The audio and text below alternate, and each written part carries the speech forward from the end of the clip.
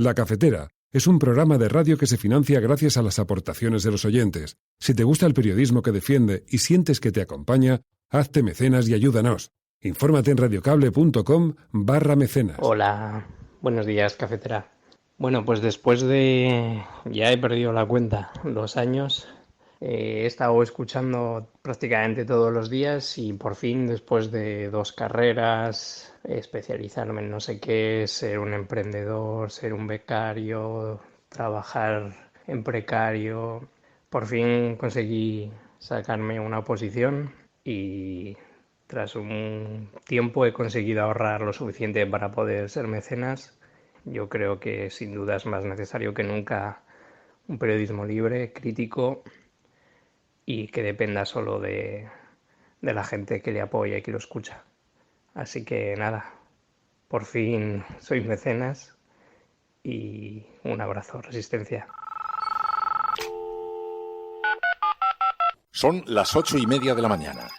Las 7:30 en la Casa Museo de José Saramago, en Tías, Lanzarote. Buenos días, mundo. ¿Quieres un café? ¿Quieres un café? La Cafetera. Dirige Fernando Berlín. En el programa La Cafetera de Radio Cable. En una entrevista en Radio Cable. Durante 20 minutos en Radio Cable y dice todo lo que van a escuchar. Mañana en La Cafetera de Radio Cable. Radio Cable, que ha conseguido una auténtica primicia. Ha entrevistado esta mañana y ha conseguido situar esa entrevista y lo que le ha dicho en los titulares. Con María Navarro y Pilar de la Peña.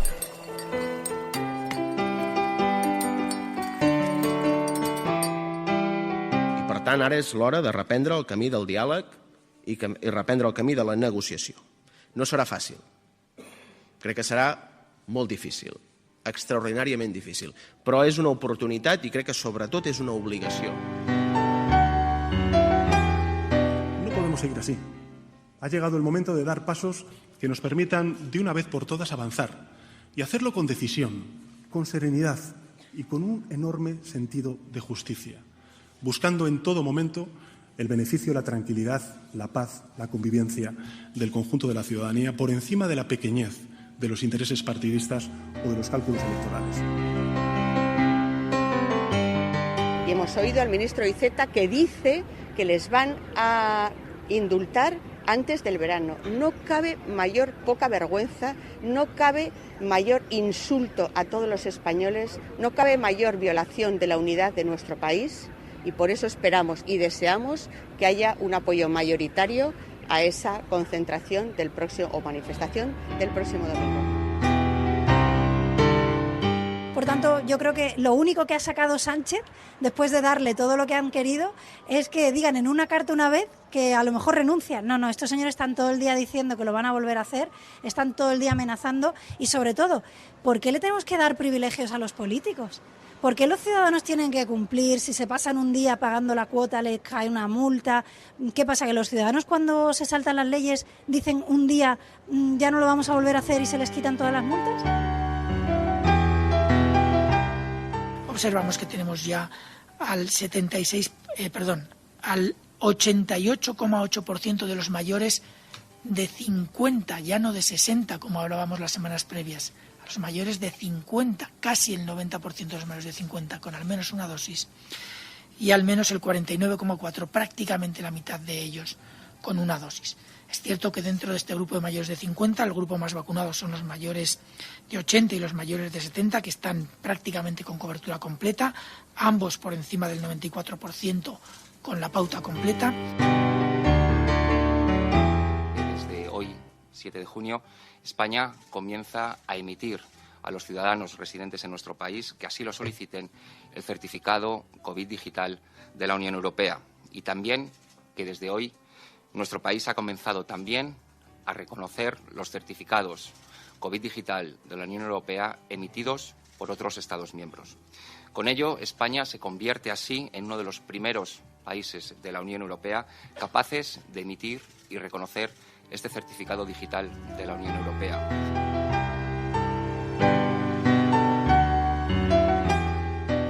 Increasingly, we see a two-track pandemic. Many countries still face an extremely dangerous situation. In countries with the greatest access to vaccines, we're seeing a decline in mortality among older age groups.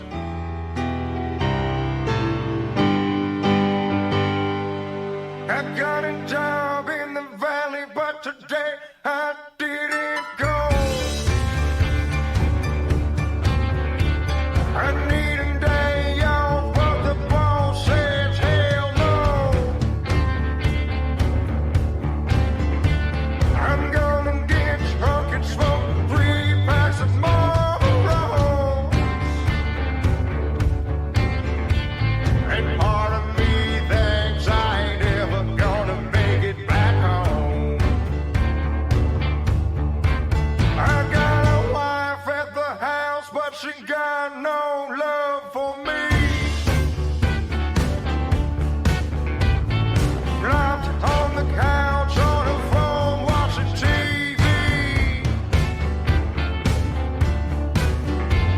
The woman I married wasn't nearly so goddamn mean. And she didn't shut down so many benzodiazepines.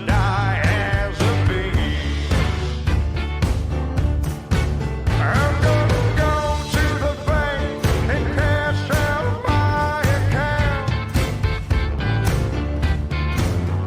Ride straight to the tavern and drink. Muy buenos días, bienvenidos, bienvenidas una mañana más aquí a La Cafetera.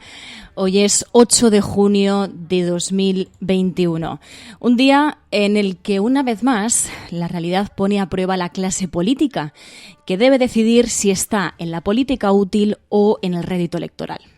El asunto de los indultos a presos del procés pone a prueba a la clase política, como digo, que debe decidir entre el camino de la política y el diálogo o la del rédito electoral, diferenciando entre quienes optan por abordar este conflicto en clave política y quienes lo hacen en clave electoral. Sin embargo, esto no es nuevo. Desde hace mucho tiempo se confunde la política con lo electoral, cuando la política es mucho más que eso. La política debe ser útil para la convivencia y útil para la ciudadanía. El caso de los indultos vuelve así a poner sobre el tablero qué política queremos. Si la política útil, la del diálogo y la convivencia en Cataluña, o la de seguir como hasta ahora, en la confrontación, en la falta de convivencia y sin otra solución que manifestarse en la plaza de Colón. Ahora, además, el gesto de Junqueras de aceptar los indultos y rechazar la unilateralidad echa por tierra el argumento de confrontación de la derecha. Porque si el Govern muestra una posición dialogante, ¿qué sentido tiene la manifestación de Colón convocada contra un desafío independentista que no existe? A pesar de esto, continúan con el juego político, que no solamente deteriora la política de este país, sino que, y sobre todo, desgasta la convivencia de su ciudadanía, algo que es fundamental para vivir en sociedad. Porque si no hay convivencia, ¿qué nos queda?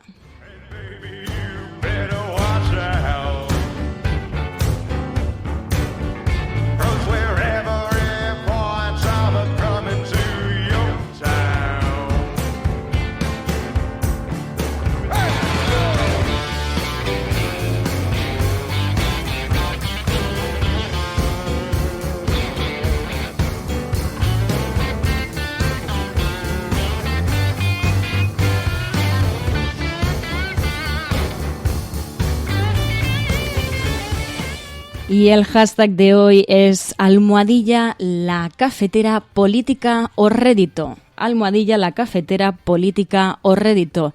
Entre esas dos vías tendrá que decidir nuestra clase política si es que pues quieren abordar este asunto, si lo quieren abordar desde la propia política, desde la vía política, o sin embargo quieren seguir con este conflicto, con esta situación de conflicto en la que nos encontramos. Y entonces pues tendremos que pensar que se continúa con esta confrontación solamente por el hecho del rédito electoral, porque lo que sí que hemos visto es ese gesto de Junqueras de aceptar los indultos y rechazar la unilateralidad, lo que echa por tierra ese argumento, como decía, ese argumento de confrontación con el que se ha convocado la manifestación de Colón. De todo esto vamos a hablar hoy, pero antes de nada quiero saludar a aquellas personas que os habéis levantado pronto, que estáis aquí en directo. Ya veo por aquí a Isabel, a Carmen, Demócrito, Laura, Ismael, Edi, Marta, muy buenos días. Xavi Gracia, que además he visto, Xavi Gracia, que te han vacunado. Además, me hace mucha gracia porque me alegra muchísimo que cada mañana en el chat vais diciendo a quién nos han vacunado, y siempre hay alguien a quien han vacunado. De esto también vamos a hablar, porque es verdad que el ritmo de vacunación pues va muy rápido. Ya en torno al 88% de las personas mayores de 50 años en España han recibido al menos la primera dosis. Y bueno, para muestra pues nuestro chat, a ver si va avanzando un poquito más y llegamos a ese 70% de personas vacunadas, sobre todo por el tema de la inmunidad de grupo, y podemos empezar a decirle adiós a esta pandemia. También hablaremos del tema de las vacunas, de cómo en países como España sí hay un gran ritmo de vacunación, pero en otros países se están quedando muy rezagados porque no tienen tanto acceso a las vacunas, lo decía la Organización Mundial de la Salud. Pero bueno, como digo, de esto vamos a hablar ahora a continuación. El hashtag de hoy, repito, es #la cafetera, política o rédito. Con este hashtag vamos a ir comentando la actualidad. Así que nada, hechos los saludos, los agradecimientos a todas y a todos, muy buenos días, muy buenas tardes o muy buenas noches.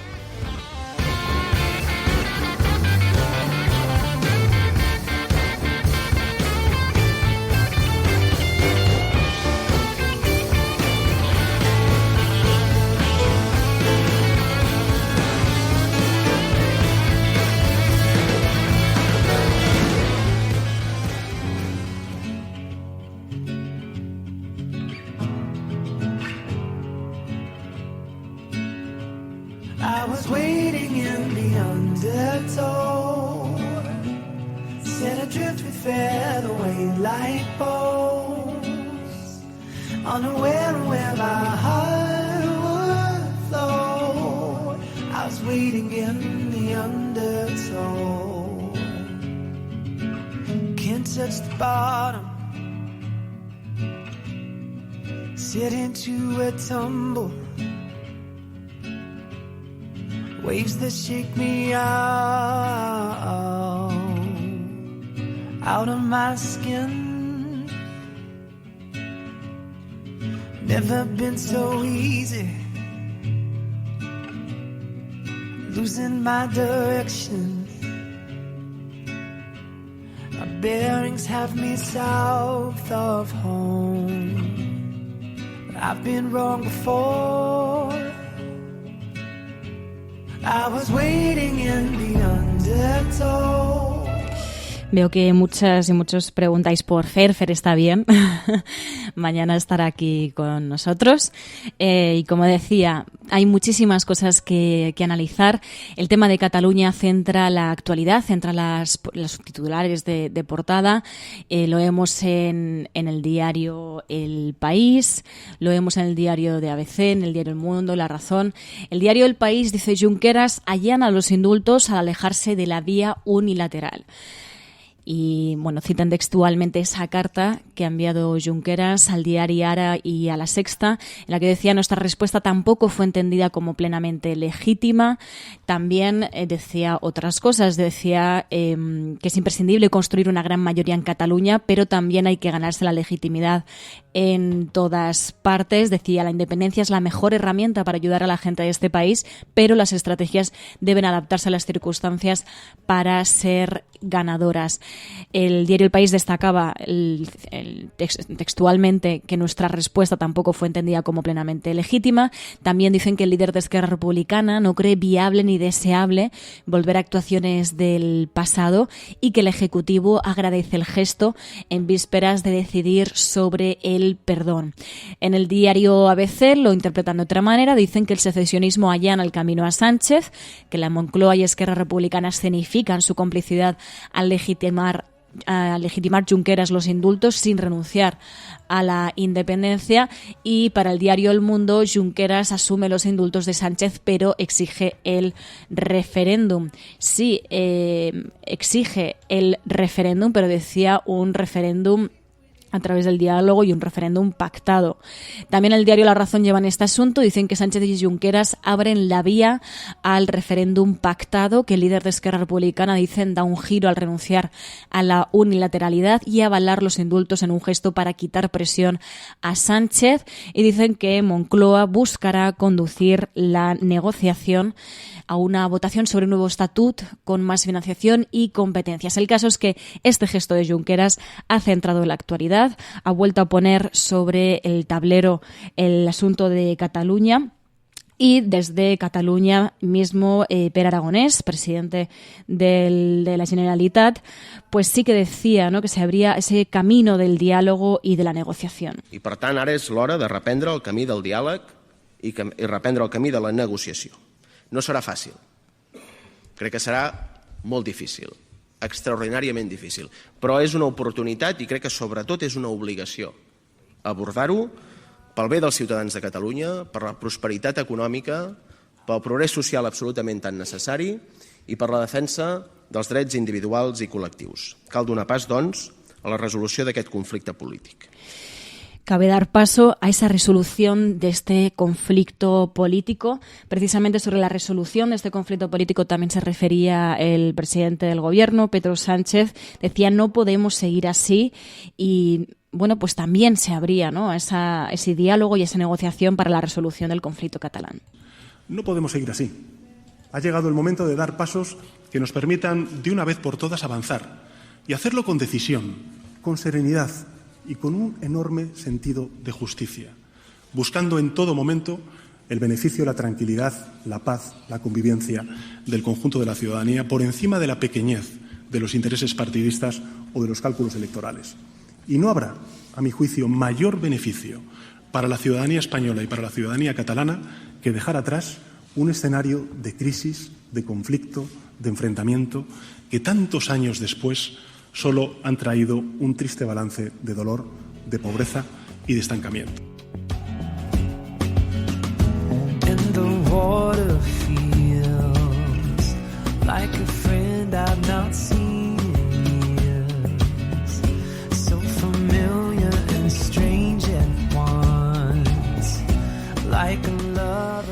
Esta era la posición del presidente del gobierno. Escuchábamos también la posición del presidente de la Generalitat. Sin embargo, a pesar de que, como decía, el gesto de Junqueras echa por tierra el argumento de confrontación, del supuesto desafío independentista por el que se ha convocado esa manifestación de Colón, un desafío independentista que ahora mismo pues no está sobre el tablero, no existe, pues desde Ciudadanos, Arrimadas seguía criticando esos indultos a presos del Procés, y lo hacía así. Pues es la palabra de un condenado, la palabra que ha repetido 1000 veces que lo volverán a hacer, la palabra de una persona que no considera catalanes a los que no damos apoyo a la independencia. Lo digo porque la señora Forcadell, que era miembro de Esquerra Republicana y presidenta del Parlamento, dijo textualmente que los votantes de Ciudadanos, o que Ciudadanos y el Partido Popular no éramos Cataluña, ¿no?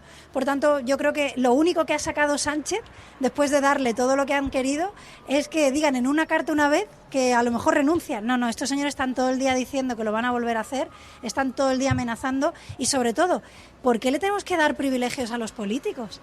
¿Por qué los ciudadanos tienen que cumplir? Si se pasan un día pagando la cuota, les cae una multa. ¿Qué pasa? ¿Que los ciudadanos, cuando se saltan las leyes, dicen un día ya no lo vamos a volver a hacer y se les quitan todas las multas?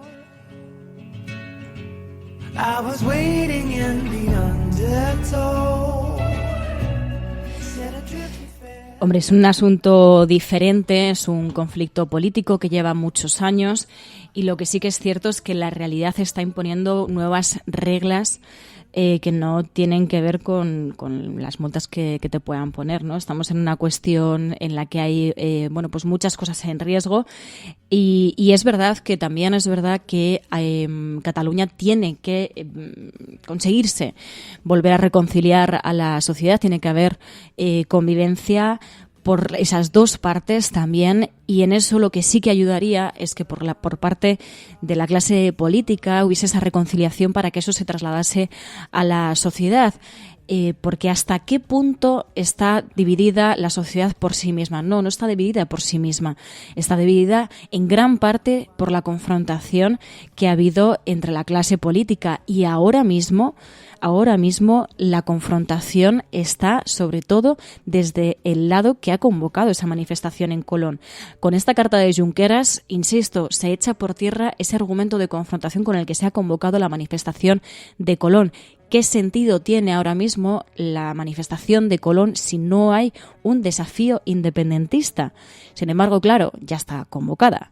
Y entonces, como decían desde el Partido Popular, seguían llamando a la movilización este domingo para que pueda tener algún sentido esa manifestación en Colón. Estamos viendo que los españoles no quieren consentir que se les indulte. Hoy hemos visto y hemos oído al ministro Iceta que dice que les van a indultar antes del verano. No cabe mayor poca vergüenza, no cabe mayor insulto a todos los españoles, no cabe mayor violación de la unidad de nuestro país y por eso esperamos y deseamos que haya un apoyo mayoritario a esa concentración del próximo o manifestación del próximo domingo.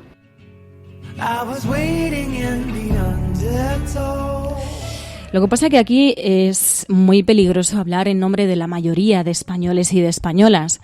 Claro, en esto también ha sido algo destacado en la carta de Junqueras, que decía debemos ser conscientes de que nuestra respuesta tampoco fue entendida como plenamente legítima por una parte de la sociedad y decía defender la autodeterminación, decía porque queremos que toda la ciudadanía de nuestro país pueda decidir si desea que Cataluña sea un Estado independiente en forma de república o si apuestan por mantenerse dentro del Estado español. En esto hay una diferencia entre hablar para la mayoría de españoles y de españolas, para la mayoría de una sociedad, o sea, hablar en nombre de una mayoría de la sociedad o entender que la sociedad es muy heterogénea y en este caso, en el caso de la carta de Junqueras, vemos también pues un paso a entender que no todo el mundo en Cataluña puede estar a favor de la independencia. Por eso hablaba, ¿no?, de preguntar a toda la ciudadanía en un referéndum pactado. Sin embargo, claro, si vemos, como estábamos escuchando a Ana Beltrán del Partido Popular, que se habla en nombre de la mayoría española, no estás dibujando la realidad como es. Cuando hablas en nombre de la mayoría de españoles y de españolas es muy peligroso porque al final estás creando un dibujo de la realidad que no es tal. En esos problemas, de esas identificaciones, pues estos problemas, ¿no?, de creer que están hablando en nombre de la mayoría de españoles y de españolas cuando no tienen datos de que la mayoría de españoles y de españolas estén en la misma posición que el Partido Popular. Ahora mismo el gobierno está capitaneado por el Partido Socialista y por Unidas Podemos. Claro, hablamos de mayorías cuando interesa, pero el caso es que las urnas han hablado en Cataluña, las urnas han hablado también en España y han dicho esto. Entonces, hablar en nombre de la mayoría de españoles y de españolas no tiene mucho sentido para defender pues ese posicionamiento que, como digo, ese posicionamiento de Colón que cada vez tiene menos argumentos, al menos el de la confrontación acaba de echarse por tierra después de esta carta de Oriol Junqueras. También preguntaban sobre esta carta de Oriol Junqueras a Ximo Puig y él decía que era un paso positivo. Bueno, yo creo que la noticia que acaba de aparecer en estos momentos de la carta del señor Junqueras es un paso positivo en ese diálogo absolutamente imprescindible. No hay una opción alternativa al diálogo, no hay una opción alternativa a la política que no lleve a mayor enfrentamiento, a mayor confrontación, a mayor esterilidad. Es el tiempo de la política y creo que a través del diálogo se puede avanzar. Son posiciones diferentes, muy diferentes, entre el independentismo y lo que significa la defensa de la Constitución, el Estado de Derecho, pero es cierto que se tiene que aproximar y tiene que haber un valor fundamental, que es la convivencia.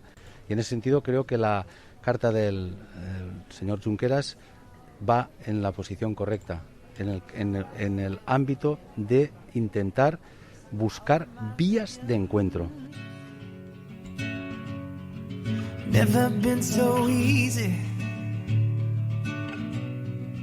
Losing my direction. Esto decía Ximo Puig, respaldaba esa vía política para resolver el conflicto en Cataluña. También pues tomaba como un paso positivo la carta de Oriol Junqueras, ese gesto de Oriol Junqueras. También sobre esto le preguntaban a Aitor Esteban en Radio Euskadi y se posicionaba así, en apoyo a los indultos a presos del Procés. Sí, yo desde luego creo que es lo que hay que hacer. Y además creo que incluso se tenía que haber hecho mucho antes. Para mí es incomprensible que haya personas en prisión que ya llevan muchos años, además, por haber intentado votar, ¿no? O por haber intentado que sus conciudadanos votaran. Me parece incomprensible en términos democráticos y, por lo tanto, sí, creo que es una medida, por un lado, de justicia, pero también me parece que es inteligente políticamente. At first I was hesitant. Now it seems oh so curious. How'd I wind up so far from home when I barely had left the shore?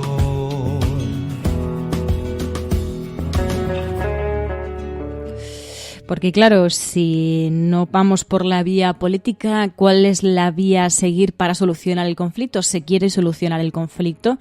Y la pregunta también siguiente, ¿la manifestación de Colón va a resolver el conflicto en Cataluña, donde la mayoría de catalanes y de catalanas han votado a fuerzas independentistas?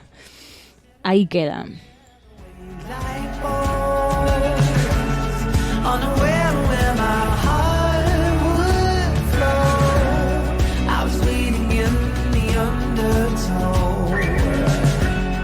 I was dreaming of the love I love. I fell asleep within an autumn floor. I never knew I drew so far from home while I was waiting in the undertow. Tengo muchos amigos, muchos compañeros, mucha gente que me aprecia. Pero si mi corazón no anda, preciso un cardiólogo. Eso me lo da la sociedad.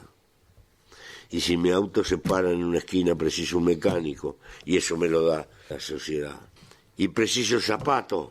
Y si no estuviera eso, andaríamos como un cuero. Seríamos una criatura insignificante. Porque fue la sociedad que nos creó el instinto. Eso de pertenecer a una grey. Aprender a cooperar entre nosotros y enfrentar las dificultades. Y esto es la construcción de la civilización. La civilización no es otra cosa que la solidaridad intergeneracional, que nos cae como un regalo cuando nacemos, pero nos cae con sus dolores, con sus amputaciones, con sus mezquindades también. Y la lucha es eterna y permanente. Nunca vamos a llegar a un mundo perfecto. Vamos subiendo escalones. La esperanza no es llegar, la esperanza es caminar. No hay triunfo seguro. El único triunfo es volverse a levantar cada vez que uno cae y volver a empezar. ¿Por qué? Porque al fin y al cabo, el primer valor es la vida. Y el único milagro que hay arriba de la tierra es haber nacido.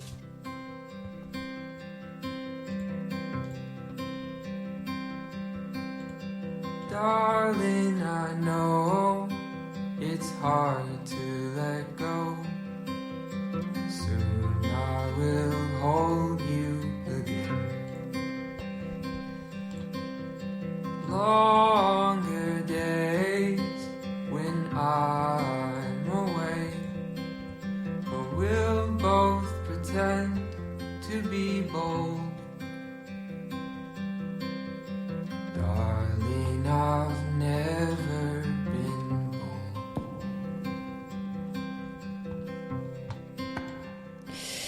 Precisamente de solidaridad intergeneracional y ya de solidaridad también entre países hablaba la Organización Mundial de la Salud, el director general de la OMS, Decía que la desigualdad por países en el tema de las vacunas, las dificultades que están teniendo algunos países para acceder a la vacuna y la desigualdad en la vacunación que estamos viendo está creando una pandemia de dos vías. En definitiva, está creando dos tipos de salida de la pandemia.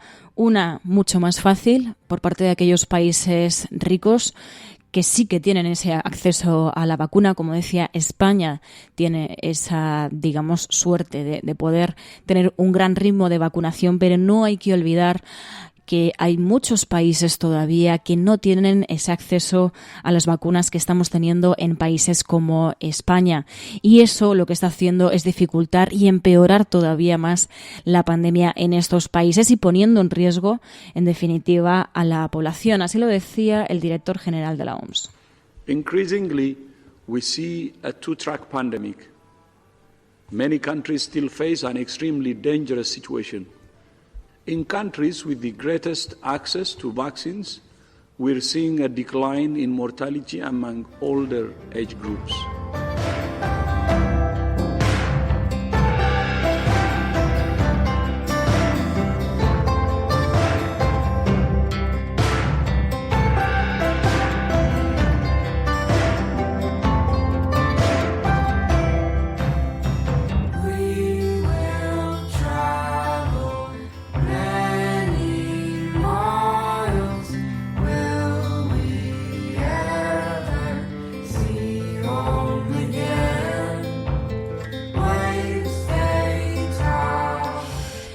Así escuchábamos desde la Organización Mundial de la Salud que vienen advirtiendo ya desde hace meses y meses y meses sobre esa desigualdad entre países en el acceso a la vacuna.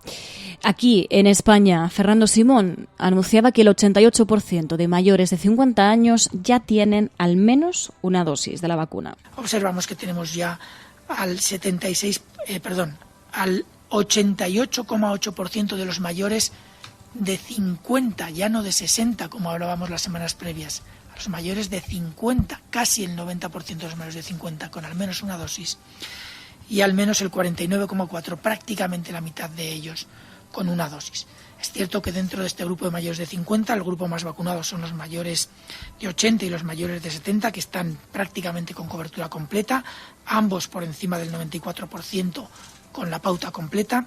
Los mayores de 60 tienen un 91,7, casi un 92% de cobertura con una dosis, y ahora que se ha iniciado ya su vacunación con segunda dosis están ya en un 22% con pauta completa, y los mayores de 50 a 59 tienen un 76% de cobertura con una dosis y con pauta completa tenemos hasta el 24%.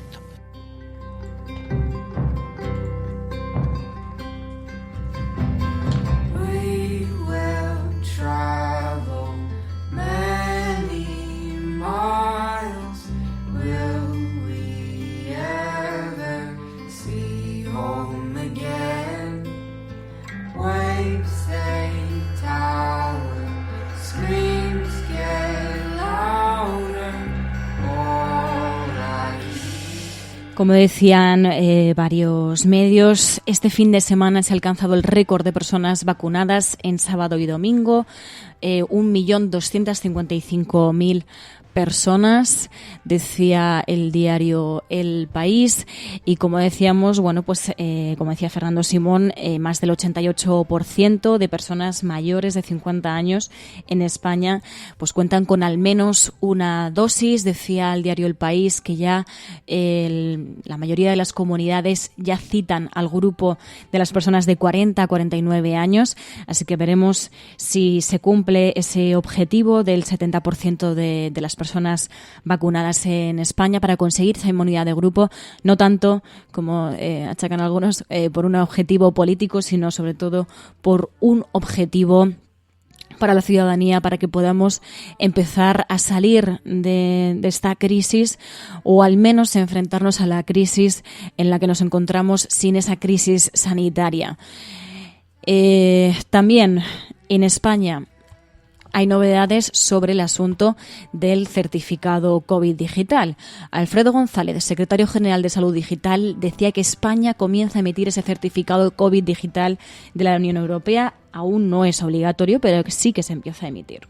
Desde hoy, 7 de junio, España comienza a emitir a los ciudadanos residentes en nuestro país que así lo soliciten el certificado COVID digital de la Unión Europea. Y también que desde hoy nuestro país ha comenzado también a reconocer los certificados COVID digital de la Unión Europea emitidos por otros Estados miembros. Con ello, España se convierte así en uno de los primeros países de la Unión Europea capaces de emitir y reconocer este certificado digital de la Unión Europea. Y nos adelantamos con ello más de 20 días a la fecha en la que este certificado es obligatorio. No será obligatorio hasta el día 1 de julio. En España comenzamos a emitir estos certificados y a reconocerlos, aquellos emitidos por otros países europeos, desde el día de hoy.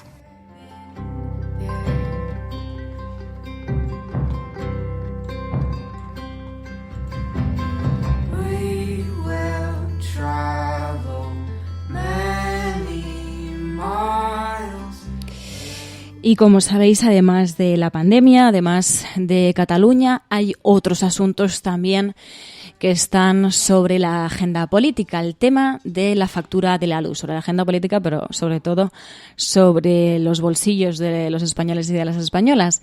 Yone Belarra, en Televisión Española, hizo una intervención comentando el asunto de la factura de la luz y sobre todo señalando el mercado oligopólico que hay entre las eléctricas en España, y decía qué casualidad que cuando el gobierno se decide a tomar ciertas medidas que atañan a estas empresas, suba la luz.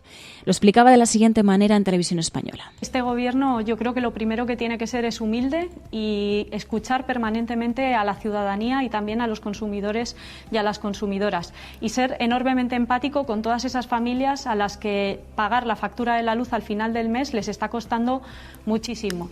Y en su caso, si es necesario, después de esa escucha y con esa empatía, replantear las decisiones que se hayan tomado si es necesario.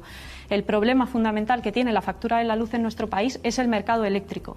Es un oligopolio en nuestro país. Apenas 3 empresas, Naturgy, Iberdrola y Endesa, acumulan el 80% del mercado eléctrico de los hogares, del 80% de los hogares en nuestro país. Por primera vez en este año, un gobierno se ha atrevido a tocar los privilegios de esas eléctricas, haciendo 2 medidas que son históricas, que es tocar los beneficios caídos del cielo, que van a retirar 1.000 millones de euros de los beneficios de las eléctricas para bajar la factura de la luz, y también un fondo de sostenibilidad del mercado eléctrico que a su vez retira 7.000 millones de euros de los beneficios de las eléctricas también para bajar la factura de la luz. No sé si es casualidad, pero nos encontramos en el momento en el que por primera vez un gobierno quiere tocar los privilegios de las eléctricas con los precios de la luz más caros. Y digo y me pregunto si es casualidad porque las eléctricas tienen un historial en nuestro país, como bien apuntabas, en las que han tenido multas millonarias por parte de la Comisión Nacional del Mercado y la Competencia por manipular el precio de la luz y el precio del mercado.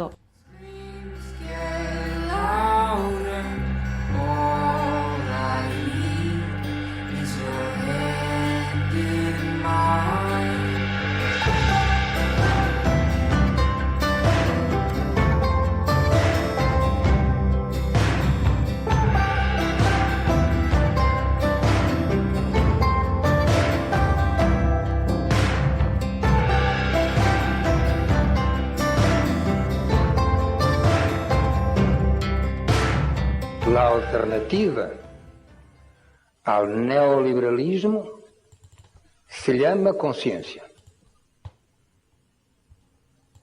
Podéis decir, pero conciencia no es un sistema económico. No, no es un sistema económico.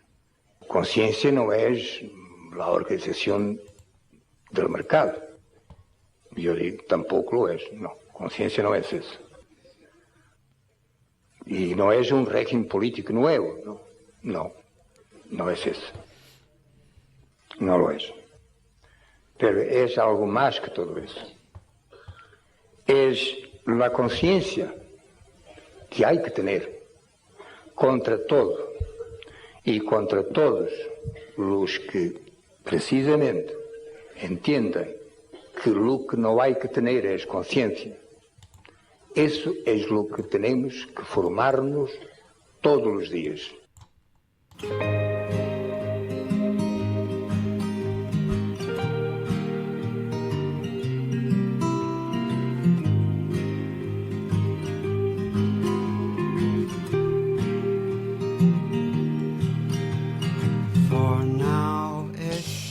Estabais escuchando a José Saramago hablando del neoliberalismo, de la conciencia como una de las herramientas que sí que nos va a llevar a ser una sociedad consciente, una sociedad en convivencia, ahora que estamos hablando de convivencia, pero sobre todo en conciencia con lo que nos ocurre, con lo que nos compete y sobre todo también pues ligándolo un poco con el tema de la solidaridad intergeneracional de Mujica, una sociedad que tenga conciencia y que además también sea solidaria intergeneracionalmente.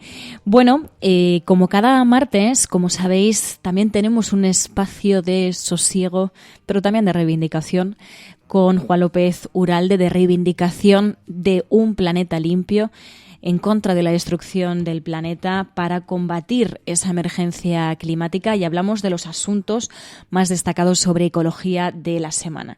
Así que vamos allá.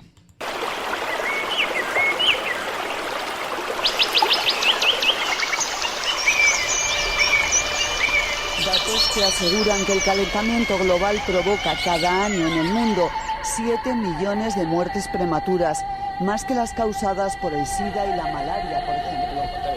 Han ido a parar al río Guadiamar después de que se rompiera una balsa en las minas de Aznalcóllar. El vertido, que contiene ácidos y metales pesados, ha afectado a viviendas. Estos picos de polución no solo hacen que nuestra salud se resienta, también reducen nuestra esperanza de vida. El petrolero, el Prestige, que naufragó ayer con 77.000 toneladas de combustible en su interior. Hay que controlar que no aumente el vertido al mar.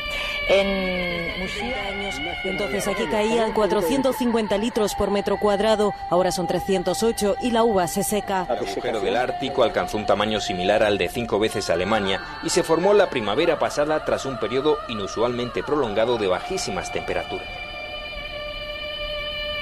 Todos tenemos el poder de cambiar. Entonces, ¿a qué esperamos?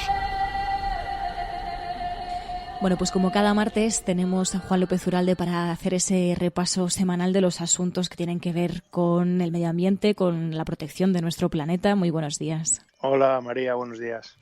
Y vamos a empezar con una serie de noticias que lo que hacen es precisamente echar por tierra la teoría de quienes están en contra de la protección del lobo, ¿no? Tenemos esta información de varios detenidos en Asturias, varios ganaderos que obtienen 60.000 euros de forma fraudulenta fingiendo daños por el animal y luego matan a 6 lobos apaleándolos tras drogarles.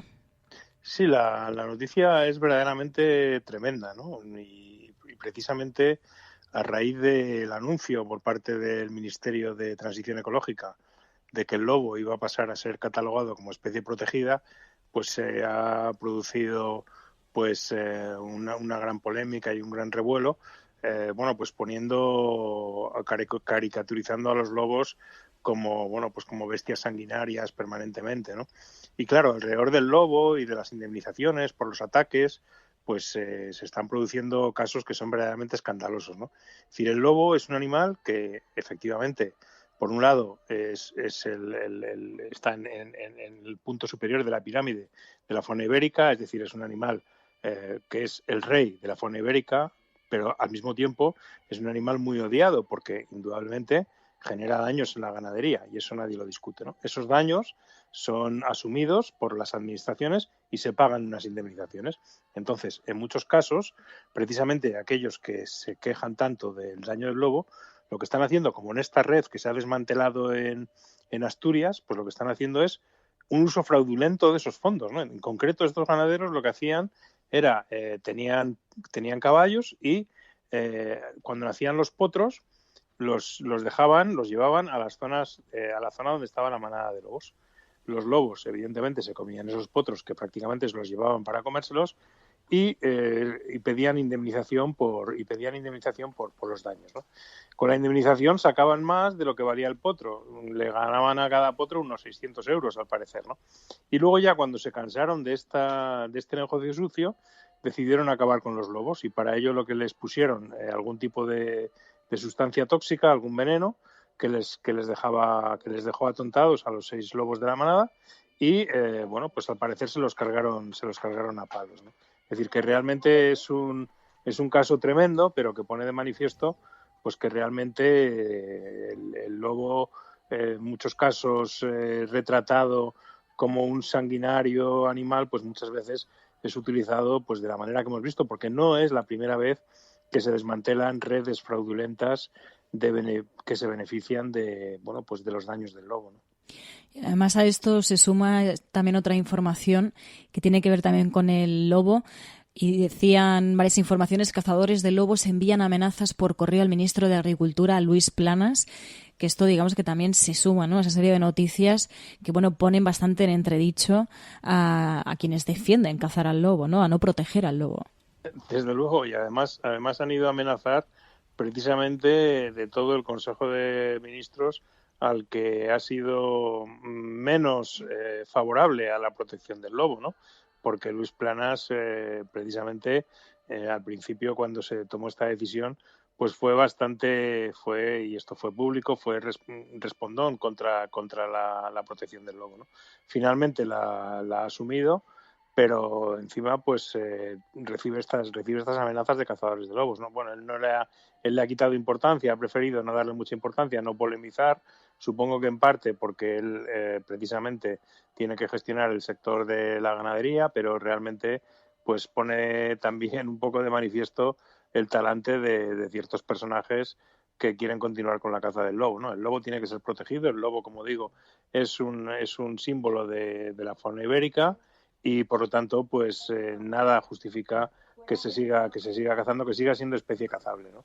Así que esperemos que definitivamente esto ya se cierre, el lobo sea protegido y bueno, efectivamente que se trate con justicia a los ganaderos para que nadie se vea perjudicado por esta protección que al fin y al cabo pues es una necesidad de la naturaleza y de todo el Estado, porque es un patrimonio de todos los españoles el que tengamos lobos en nuestras montañas, ¿no?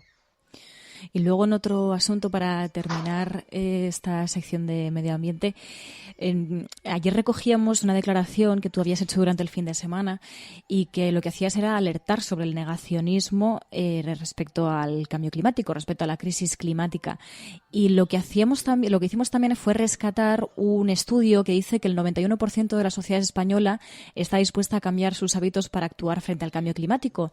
Y llamaba la atención porque, claro, de hecho en este mismo estudio decían, sí, la sociedad está preparada, pero mientras también se pide un compromiso por parte de la administración pública y también de las empresas. Y también pues contrasta mucho con esos mensajes negacionistas que vienen por parte de algunos políticos y de algunas políticas que lo que están haciendo es cuestionando que cambiemos de hábitos. Pero como decías, tenemos que cambiar los hábitos para poder darle la vuelta a todo esto. Efectivamente, el negacionismo en nuestro país existe, especialmente el negacionismo político. Yo creo que más que el negacionismo social, ¿no? Yo creo que la conciencia de que el cambio climático es una realidad se ha extendido muchísimo porque los propios eventos meteorológicos pues muestran una tendencia, pues digamos, a esos cambios que cada vez son más visibles por la ciudadanía, ¿no? Yo tengo mis dudas de que realmente los porcentajes de gente dispuesta a cambiar sus hábitos y a pagar más por productos ecológicos, etcétera, sean los que dicen esa encuesta, ¿no? Porque esas son encuestas que son fáciles de responder, ¿no? ¿Usted pagaría más por defender el medio ambiente? Sí, pero luego cuando se introduce o se trata de introducir cualquier tipo de modificación, por ejemplo, fiscal, pues inmediatamente hay una revuelta de chalecos amarillos, por decirlo así, ¿no? Entonces, bueno, creo que esa encuesta muestra que efectivamente el nivel de conciencia es alto. La intención, ¿no? Muestra la intención. Muestra la intención, efectivamente, pero claro, luego pues también hay que tener en consideración pues las necesidades de la gente, las prioridades, en fin, muchas otras cuestiones, ¿no? Pero en todo caso yo creo que lo relevante es que en España el nivel de conciencia contra el cambio climático es muy alto y con eso yo creo con lo que nos tenemos que quedar, ¿no? Luego habrá que articular medidas efectivamente desde las administraciones que sean capaces de enfrentar un poco las dos cosas, es decir, de ir buscando vías para, digamos, un modelo más sostenible hacia la sostenibilidad, pero que al mismo tiempo tampoco que sean igualitarias, ¿no? Que no perjudiquen a aquellos que tienen unas mayores necesidades, ¿no? Entonces, bueno, este es el gran reto que tenemos, ¿no? El gran reto hacia la transición ecológica es eso, ¿no? Es avanzar hacia la sostenibilidad, pero que además esa transición sea justa. Sí, bueno, no sabemos, no es lo que decías, ¿no? Esos porcentajes si realmente son así, pero si al menos se acercasen, pues sería una buena noticia, ¿no? De que la conciencia pública fuese mayor que la de los negacionistas, ¿no? Que vemos cómo van creciendo esos discursos negacionistas, así que, bueno, al menos la sociedad puede ir empujando un poquito, ¿no? Claro, yo el negacionismo creo que hay que tomárselo en serio, es decir, creo que serio en el sentido de, no lo que dicen, no el contenido, pero creo que es un fenómeno muy, muy tóxico y muy peligroso, porque, bueno, pues ya lo vimos con Donald Trump, ¿no? Cuando llegan al poder, desmantelan políticas, desmantelan tratados, con un discurso pues de falso populismo, de que aquí también lo tenemos, ¿no? Que si son chiringuitos, que si no sé qué, y se lo cargan todo, ¿no? Para al final beneficiar a los verdaderos chiringuitos, que son las grandes empresas. Entonces, yo creo que el negacionismo hay que tomarlo en serio, hay que responderlo con argumentos y no dejarle que se extienda, porque verdaderamente lo peor que nos puede pasar es que, bueno, pues que escondamos la cabeza debajo del ala, que pensemos que son tonterías y de repente encontrarnos pues con que se ha expandido hasta el punto de poder desmantelar políticas que está costando muchísimo trabajo poner en marcha. Totalmente. Pues muchísimas gracias, Juan López Uralde. Gracias a ti, María.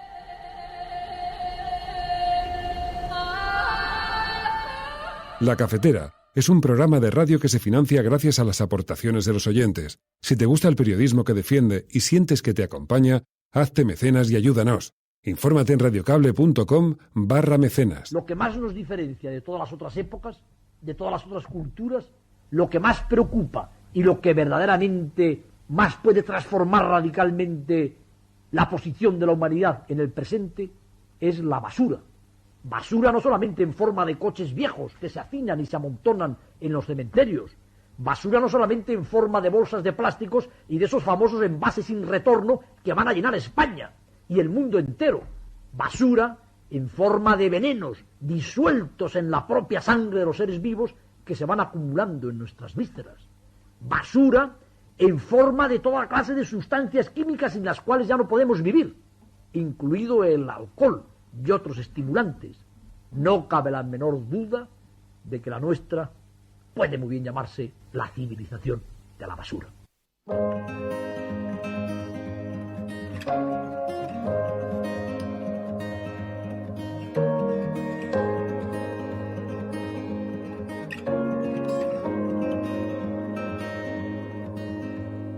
One last ticket before it's gone. One last summer before it's fall. Tune your strings and play your cards. Little words hit me like a game of darts. And you're beating on my drum. And you're beating on my door. Running faster. Bueno, así escuchábamos a Rodríguez de la Fuente hablando de esa civilización de la basura. Hemos escuchado ya también los asuntos que no podíamos dejar pasar sobre ecología con Juan López Uralde. Y si nos vamos a las portadas de los digitales también hay otros asuntos. Es verdad que el tema de Cataluña sigue centrando la actualidad también en los digitales, pero también hay otros asuntos. En Público.es llevan en portada algo que va a ser bastante trascendental para la sociedad, sobre todo para los y las jóvenes. El Gobierno aprueba este martes, dice, su plan de choque contra el desempleo juvenil. Dicen que es una de las medidas estrella del Ministerio de Trabajo, que el Consejo de Ministros va a dar luz verde al acuerdo de Plan de Garantía Juvenil Plus de 2021 a 2027 y que el objetivo es el de orientar, formar y facilitar experiencia e inserción profesional a casi 7 millones de jóvenes de entre 16 y 29 años para que puedan, decían, acceder a un empleo estable y de calidad. Dicen que el plan contará con una inversión récord y que está impulsada por los fondos europeos de reconstrucción. Algo que Recordamos que en nuestro país medidas así van a tener que ser imprescindibles porque seguimos arrastrando una gran tasa de desempleo juvenil, de las más altas de Europa. Y los jóvenes y las jóvenes están en una situación extrema, lo contábamos ayer en esa radiografía de cómo viven ahora los y las jóvenes en el tema del acceso a la vivienda, en el tema laboral, en el tema económico. Y bueno, pues esta es una de las medidas que se va a plantear. Luego, por otro lado, seguimos teniendo el tema de la pandemia y de las vacunas, como comentábamos anteriormente. Vuelve el tema de las patentes de las vacunas. Un grupo de países ricos ha bloqueado el debate sobre la supresión de las patentes de las vacunas, dice Público.es. Y dice que entre este martes y miércoles se tratará la propuesta de India y Sudáfrica para liberar las patentes en la Organización Mundial del Comercio, pero que la iniciativa solo se aprobará si hay consenso de los 164 países. Y dicen que se ha acordado que la propuesta no caduque, por lo que las discusiones pues pueden alargarse hasta que acabe la pandemia y deje de existir la necesidad de suprimir las patentes de las vacunas. Así que, bueno, pues sigue pendiente esa supresión de las patentes de las vacunas y sigue la desigualdad en el acceso a las vacunas por países. Luego en el diario.es llevan el asunto de Cataluña, dicen que Junqueras culmina su apuesta por la legalidad y allana el camino de los indultos, que el presidente de Esquerra Republicana ha facilitado la vida, dice, facilita la vida a Pedro Sánchez y desmonta algunos de los argumentos de los convocantes de la manifestación de la Plaza de Colón.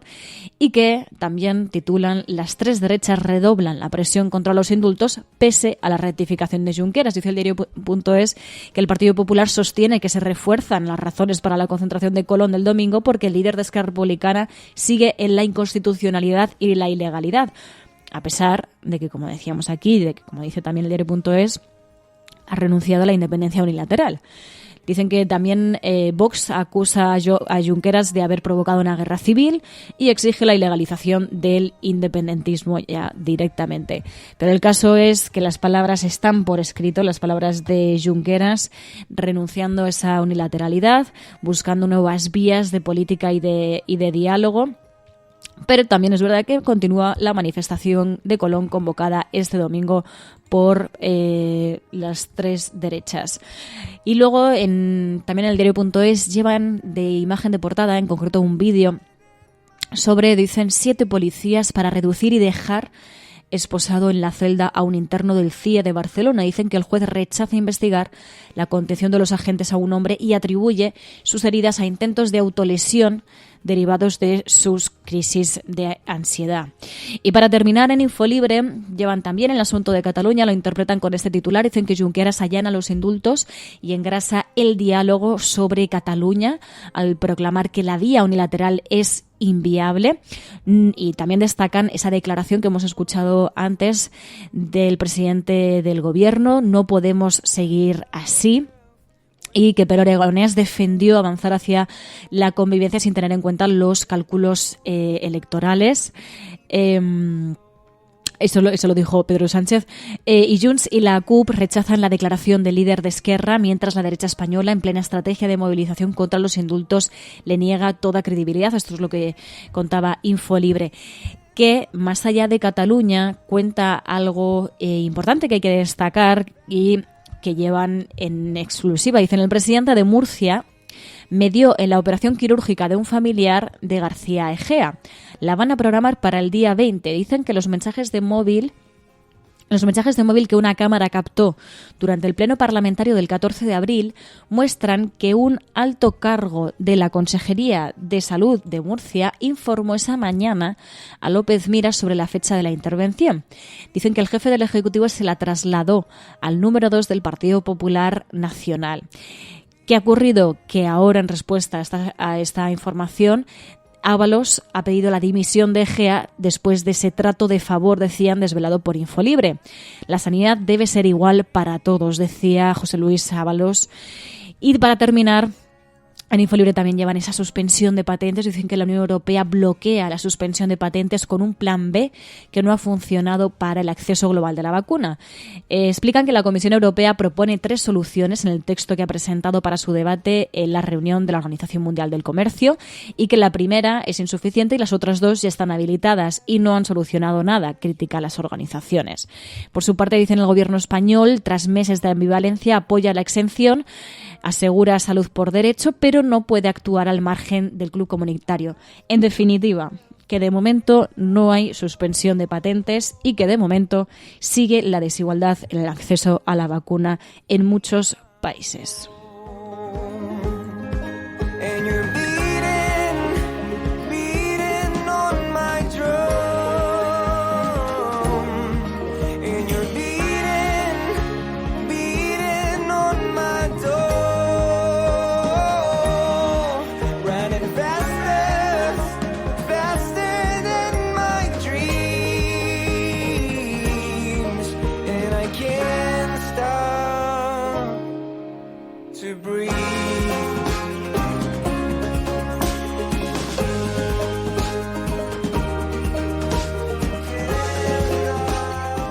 Bueno, y como decíais en el chat ya desde primera mañana, sí vamos a hablar de Perú. Lo vamos a hacer además también ahora en unos minutos con Pilar de la Peña, profundizando en ese contexto de las elecciones en Perú.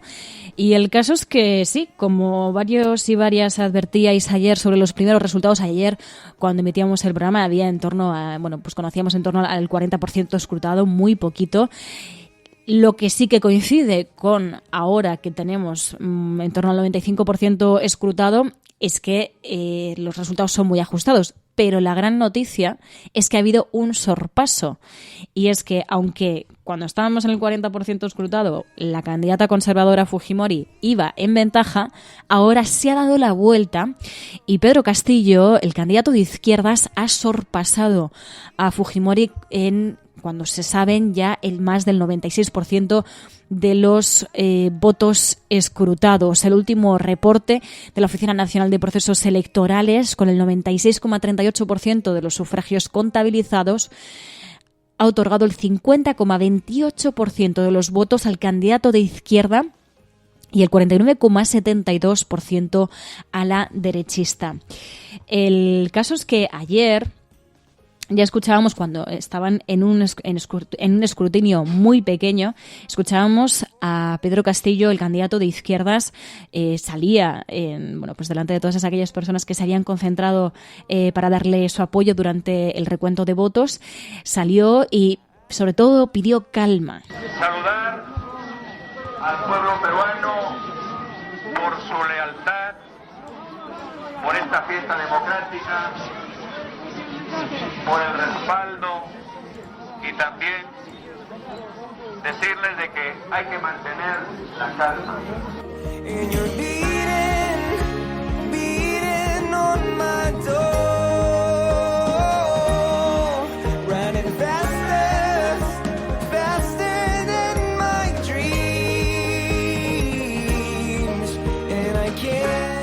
Claro, estoy por aquí, Cristina dice, dice, no me creo nada. Aún, dice. Claro, es que es verdad que ya hay un gran porcentaje de escrutinio, pero lo que sí que es cierto es que, claro, es que todavía no se, o sea, de momento es un sorpaso, pero todavía no se puede afirmar esa victoria, porque es verdad que es muy ajustada, son muy ajustados los porcentajes, así que pueden cambiar las cosas. Es verdad que decían que los analistas decían que auguraban que no iba a haber ya un cambio de tendencia, que la tendencia iba a ser esta, pero veremos. De momento las cosas están así. De momento ganaría ese candidato de izquierdas, Pedro Castillo, en Perú después de las elecciones de este domingo. De hecho, el diario El País hacía mención en su portada, decía, un escrutinio agónico. En Perú decide el pulso entre Castillo y Fujimori y hablaba de que la diferencia de apenas 3 décimas puede resolverse con el voto del exterior. Y luego también en México, como contábamos ayer, también fueron elecciones este domingo. Ya hay valoración de López Obrador Decía el diario El País, López Obrador pierde apoyos en el Congreso, pero gana poder regional. Y en concreto él decía, hay que trabajar más con la gente, hablando de los resultados de la Ciudad de México. Son varios factores y hay que aceptarlos como son. Creo que se tiene que trabajar más con la gente aquí en la Ciudad de México. One last fight before I lose. I ask myself, where should I go? Did I do enough to feed my soul? And you're... Bueno, pues de todos estos asuntos hablamos cada día con Pilar de la Peña, de los asuntos internacionales, así que vamos a ello. Podrán decir todos los periódicos del mundo lo que quieran. Secessionist parties in Catalonia have wasted no time following the reconvening. Vamos a esta hora con información de último minuto. A esta hora en España, el ex vicepresidente del gobierno... En España finaliza el recuento de votos en los comicios municipales y autonómicos con una participación del... En las últimas semanas hemos podido comprobar cómo los medios de comunicación internacionales... Imagínense cualquier lector de la prensa extranjera que descubre que al que se propone para el Banco Mundial... A Spanish nurse who helped treat 2 Ebola victims in Madrid has tested positive for the disease herself. Spain announced that a nurse is the latest to be diagnosed. Bueno, pues como cada día tenemos a Pilar de la Peña para hablar de los asuntos internacionales. Hola, Pilar. Hola, buenos días. Vamos a seguir con el tema, con el foco puesto en las elecciones de Perú. Sigue el foco internacional sobre Perú para ver qué es lo que va a ir pasando, ¿no?, a raíz de estas elecciones y de los resultados que se van conociendo, ¿no? Sí, la verdad es que había una expectación en las últimas horas tremendas, porque realmente ha sido casi como un partido de fútbol, ¿no? Se ha ido siguiendo el recuento electoral. Ayer, pues realmente nos levantamos con una ligera ventaja de Keiko Fujimori. Se fue poco a poco ajustando la diferencia y finalmente a última hora de la tarde se confirmó que Pedro Castillo pasaba por delante en el recuento oficial de votos. El margen es muy pequeño, realmente hablamos de prácticamente décimas y bueno, todo sigue todavía un poquito en el aire, pero claramente Pedro Castillo pues ha dado un vuelco al resultado electoral. Ahora queda por ver cuál va a ser la reacción de todo el país. Estas elecciones también han evidenciado una polarización y una división, si cabe, aún más profunda que hace 4 años, porque además hace 4 años, en 2016, el resultado fue también extraordinariamente ajustado. Estamos hablando casi de un margen bastante parecido, ¿no? Pedro Pablo Kuczynski, que fue el candidato que entonces logró la victoria, ganó precisamente a Keiko Fujimori por 40.000 votos. Y realmente de ahí empezó buena parte de la crisis política que ha vivido Perú en estos años, porque Keiko Fujimori no aceptó demasiado bien el resultado electoral y como además tenía mayoría en el Congreso, pues se dedicó realmente a intentar pues boicotear y hacer una oposición muy dura y que provocó un desgaste tremendo, que luego además provocó pues la renuncia de Kuczynski, que luego llegó Martín Vizcarra, que también, bueno, todos estos problemas que hemos visto en Perú en los últimos meses, que ha tenido hasta 3 o 4 presidentes en esta, sobre todo en el último año y medio casi.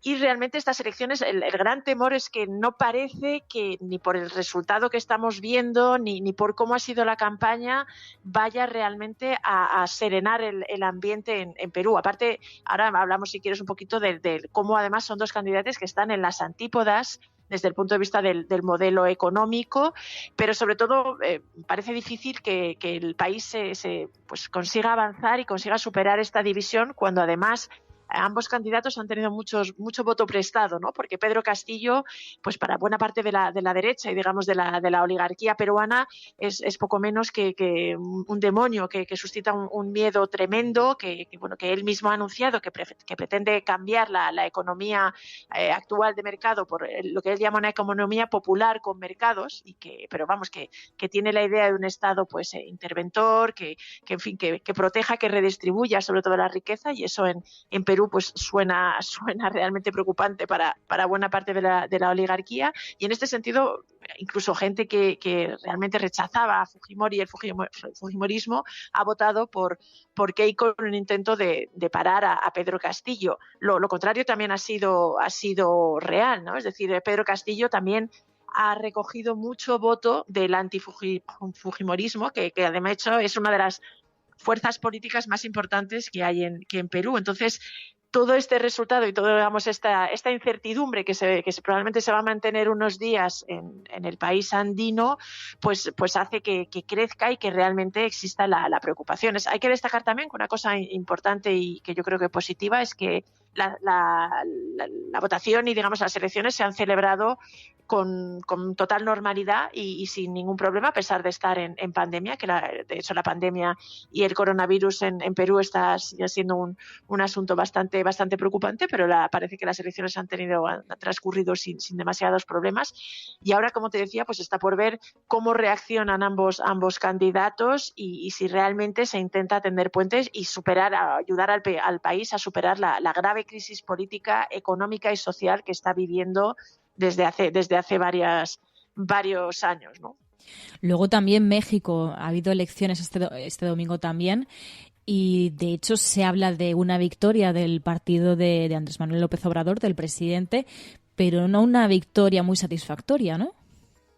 No, algunos titulares hablan de victoria agridulce, porque es verdad que ha tenido buenos resultados, ha vuelto a ser el partido más votado, el partido de Andrés Manuel López Obrador, Morena, y realmente no se puede decir que lo de la oposición no se puede decir que haya salido dañado, pero es verdad que había muchas expectativas de que, sobre todo en la Cámara de los Diputados, pues consiguiera alcanzar una cierta mayoría cualificada que incluso con la que pretendían impulsar algunas reformas en la Constitución y consolidar el gran proyecto de Andrés Manuel López Obrador, y esto no ha sido así. Realmente han perdido posiciones en concreto en esta Cámara, aunque han conseguido mayor poder local y han conseguido algunas victorias también en otras zonas de México. Pues muchos analistas ponen de relieve esto mismo, ¿no? Que quizá en el que era el gran objetivo del presidente mexicano, pues se ha quedado corto, y vamos a ver qué sucede. El propio López Obrador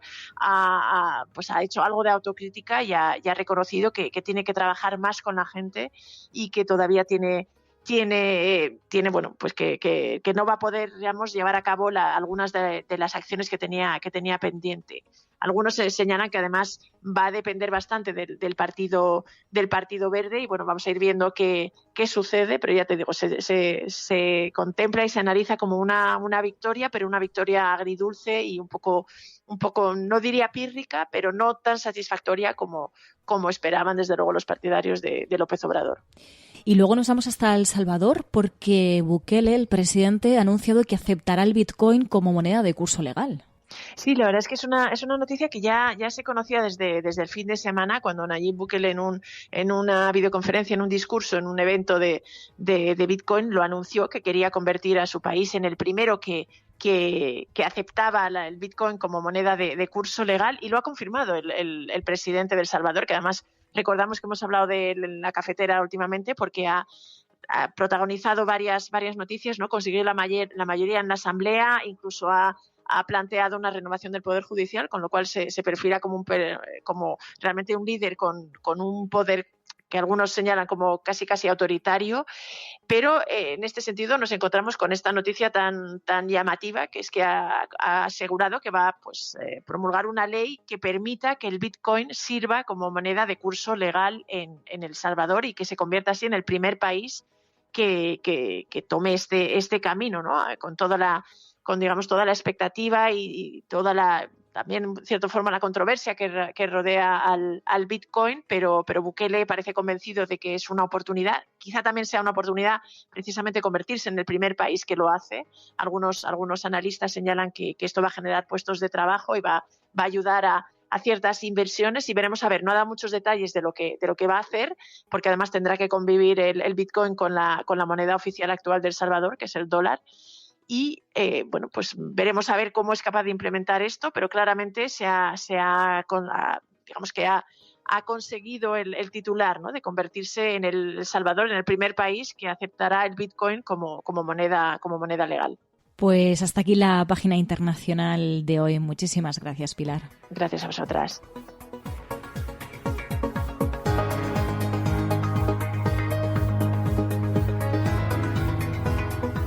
La Cafetera es un programa de radio que se financia gracias a las aportaciones de los oyentes. Si te gusta el periodismo que defiende y sientes que te acompaña, hazte mecenas y ayúdanos. Infórmate en radiocable.com/mecenas.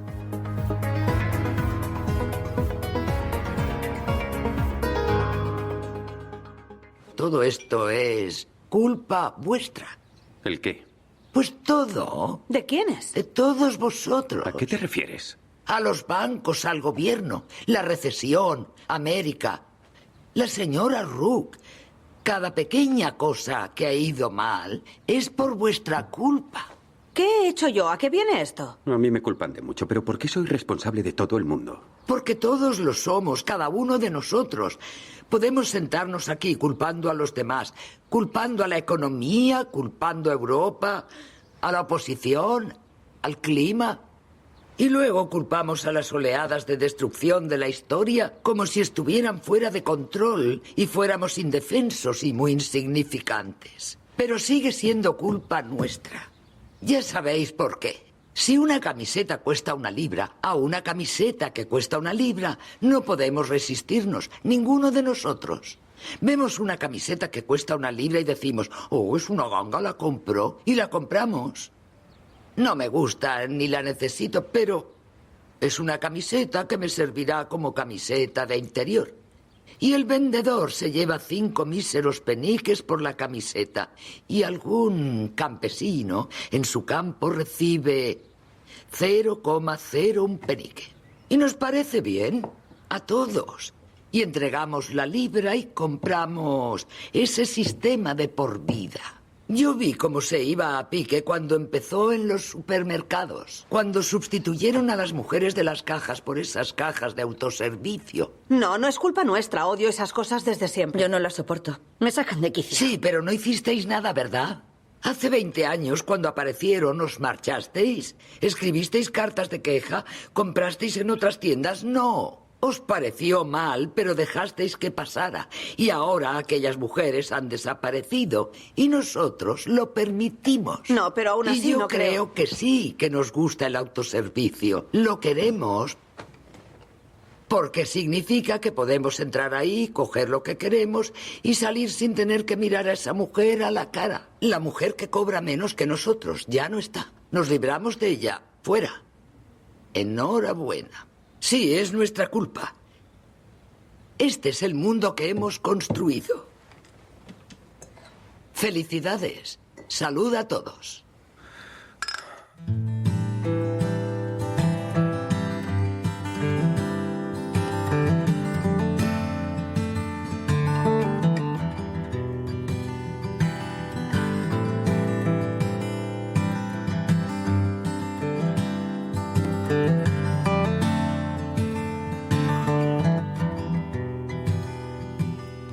Waiting for the hummingbirds to fly by, sitting peacefully in the morning light, asking nothing in return. She's waiting for the hummingbirds to fly by with the most beautiful smile.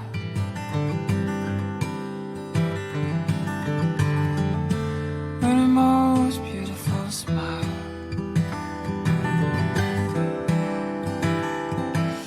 Este audio de Years and Years siempre genera muchos comentarios en el chat sobre la responsabilidad de la ciudadanía también con que permitamos o no que se nos quiten derechos laborales, que permitir también que se nos quiten derechos a las mujeres. Bueno, pues una vez tenemos todos los contenidos que hemos dado de la agenda setting, también hemos hablado de ecología, también de prensa internacional, ahora toca la agenda de la cafetera. Esos asuntos que nos pedís a lo largo del día que destaquemos y que hagamos esta pequeña gran portada sobre los asuntos que queremos destacar aquí en la cafetera y que muchas veces pues no tienen tanto protagonismo. Así que vamos allá. We will make America safe again. Ante Dios Todopoderoso, Venezuela. Por ahí hay un payaso. Lo primero que tiene que hacer o tenía que hacer es convocar a elecciones. Esas caritas del domingo. Lo que vamos a disfrutar el domingo con los progres. Le taché a Podemos de populista. Ahí me equivoqué. Pero el Partido Popular sí que tiene que tener credibilidad para hablar de corrupción, porque es nuestra seña de identidad. Y aprovecho la ocasión para invitarte a que acudas al acto de presentación de Vox en Barcelona. Pues este jueves, no sé si estaré yo, pero alguien de Ciudadanos seguro que acude, porque la cordialidad, de verdad, o sea, no es porque estemos, la gente que nos conoce fuera del plató sabe que esto ha sido siempre así. El cielo no se toma por consenso, el cielo se toma por asalto. Yes, we can. Yes, we did. Vamos a proceder a la exhumación de los restos del dictador Franco del Valle de los Caídos. El enemigo es Daesh, el terrorismo yihadista. Más allá de la agenda setting está la agenda de los oyentes de la cafetera. Buenos días, cafeteros. Buenos días, cafetera. Buenos días, mundo. Creo que la revolución dicen que será feminista o no será, y yo apunto, además, que será ecologista o no será. Hagamos que se nos oiga. Hagamos que se nos conozca. Buenos días, Resistencia. Buenos días, cafetera. Buenos días, Resistencia. Os hablo desde Atenas, donde vivo y trabajo desde hace más de 3 años, cuando empezó la mal llamada crisis de los refugiados. Buenos días, cafetera. Buenos días, cafeteros. Muy buenos días, Resistencia. Os saludo desde Miami. Tu colaboración es importante. Ayúdanos retuiteando la dirección de este programa. radiocable.com.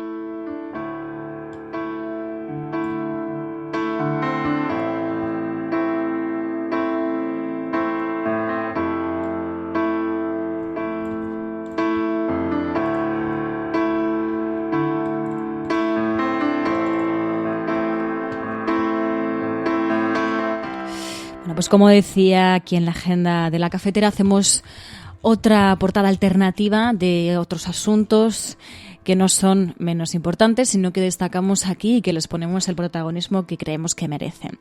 Precisamente, siguiendo con el tema de la vacunación, de la desigualdad de la vacunación, hay datos sobre la desigualdad de la vacunación y que de hecho destacaron desde Naciones Unidas. Hablaban de que en 6 meses de vacunación, países de altos ingresos cuentan con el 44% de dosis y naciones de renta baja con el 0,4%. El caso es que la Agencia Sanitaria Mundial ha denunciado una vez más esa desigualdad en el acceso a la vacuna y también ha instado a las 7 economías más industrializadas a comprometerse a compartir, dicen preferentemente entre junio y julio, las dosis que sirvan para vacunar al menos al 10% de la población de todos los países para septiembre. Que para septiembre esté al menos vacunada el 10% de la población de todos los países y decían, y como mínimo al 30% para finales de año. Insistiendo en ese mensaje, o nos salvamos todos o no se salva nadie. De hecho, decían desde Naciones Unidas que en estos 6 meses después de la administración de las primeras vacunas, los países de ingresos altos han aplicado casi el 44% de todas las dosis del mundo, frente a lo que sucede en los países de bajos ingresos, donde solo han administrado el 0,4%. Decían, lo más frustrante de esta estadística es que no ha cambiado en meses. El propio director general de la OMS, que escuchábamos antes, insistía también en esto, en que pedía un importante esfuerzo global para vacunar al menos al 10% de la población para septiembre, de la población mundial, y un mínimo del 30% para finales de año. Y insistía en que para alcanzar estos objetivos necesitamos 250 millones de dosis adicionales para septiembre y necesitamos 100 millones de dosis tan solo en junio y en julio. Pues por eso instaba a las grandes economías, a los grandes países, a los países más desarrollados económicamente, para que tuviesen ese compromiso con la vacunación del al menos el 10% de la población mundial para septiembre y del 30% para finales de año. También un poco insistiendo, como decíamos aquí, que o nos salvamos todos o no se salva nadie, y sobre todo por justicia social. Luego, además, también nos hacíais llegar varias informaciones sobre emergencia climática, y en concreto el caso es que Amnistía ha hecho un llamamiento a los gobiernos para que deben dejar de actuar con connivencia con el sector de los combustibles fósiles para destruir nuestros derechos, decían desde Amnistía Internacional.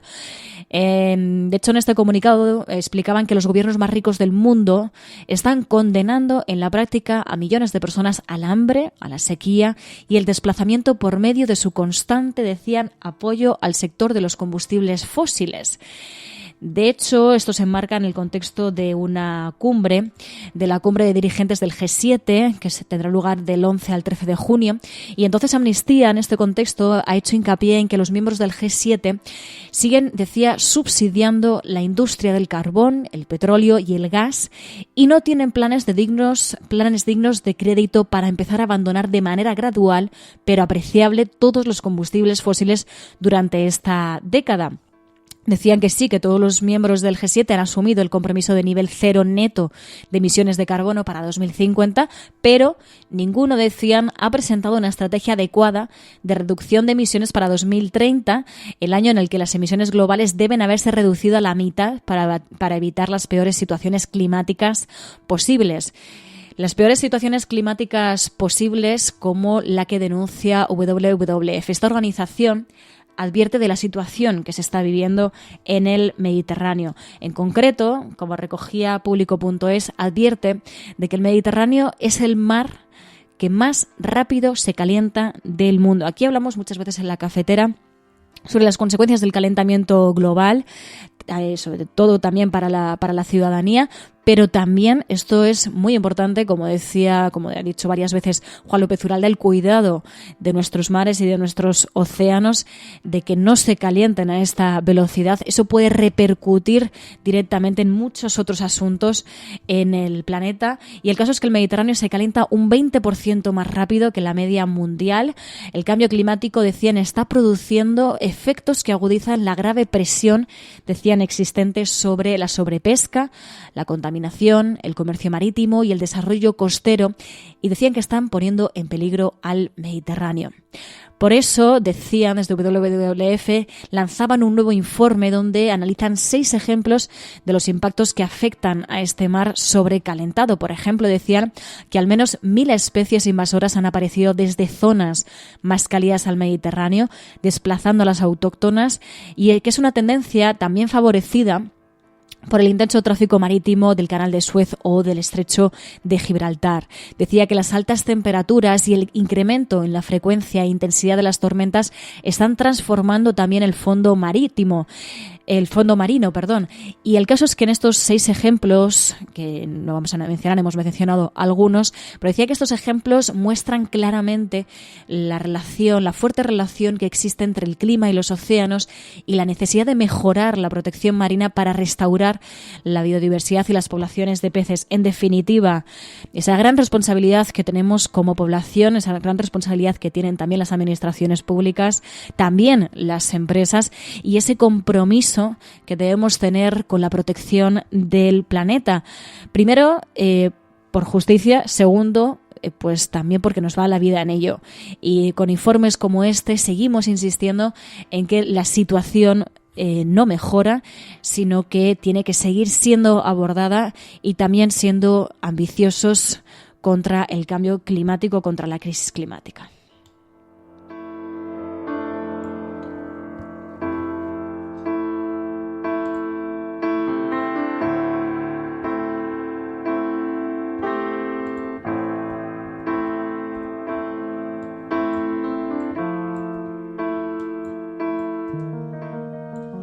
Es algo que todos sabemos de algún modo, pero que puede que nadie te haya explicado nunca.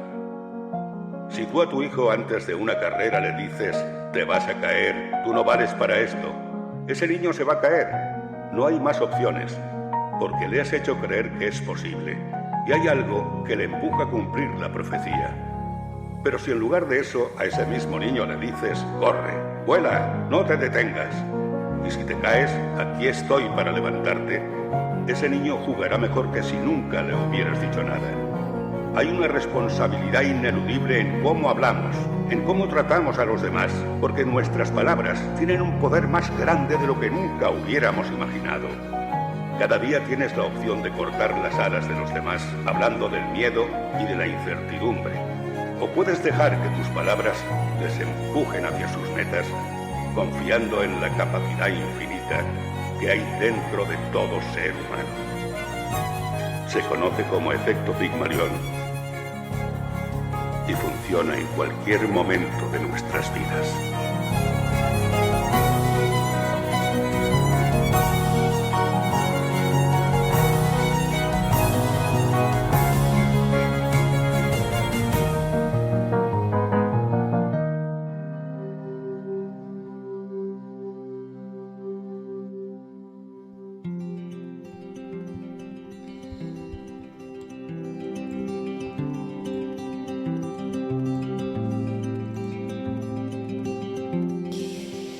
Esta es la canción de despedida.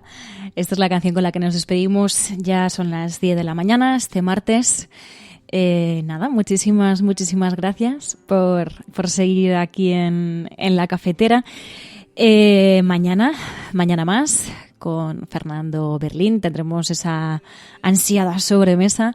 Hablaremos de muchos asuntos. Ya tenemos ahí varios temas en el WhatsApp que nos va a petar el WhatsApp ya de tantas propuestas de sobremesa. Y nada, no quiero alargarme porque además las emisoras tienen que desconectar. Así que nada, muchísimas gracias. Espero que os haya gustado, os haya servido el programa de hoy para la compañía y para la información. Así que nada, que tengáis un maravilloso día. Hasta mañana.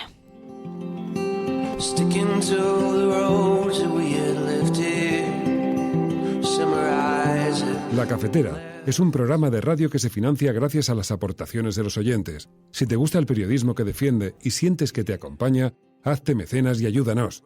Infórmate en radiocable.com/mecenas.